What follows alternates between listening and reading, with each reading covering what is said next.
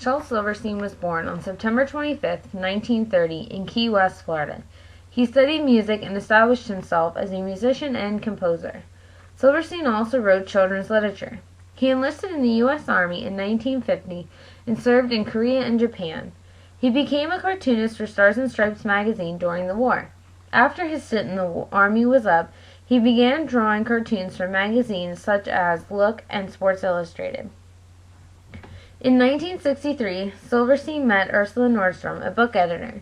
She convinced him to begin writing material for children, which he did on short notice. He wrote two amazing books right from the start, A Giraffe and a Half and The Giving Tree. These books will go on to become Silverstein's most popular books. The Giving Tree is one of the most discussed children's books of all time. However, this book is both sad and ambiguous in intent, and for these reasons it was initially rejected by publishers.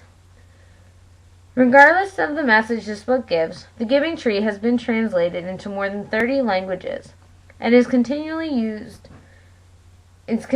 named on lists of the best children's books of all time.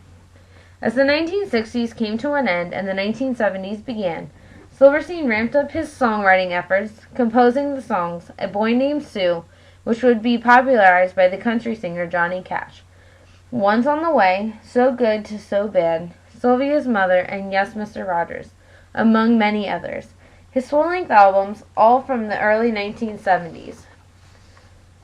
While Silverstein was celebrated in certain musical circles for his music, it was always his work as an author of children's books that set him apart, and he produced two of his most memorable in the 1970s.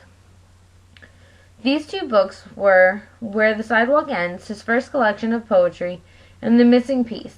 When the 1970s came to an end, Silverstein would continue releasing memorable children's titles, among them A Light in the Attic, a collection of poems and drawings, which went on to win several awards, and The Missing Piece Meets the Big O, a sequel to The Missing Piece. Silverstein's output was minimal in the 1980s, but he returned in the 1990s with Falling Up and Draw a Skinny Elephant.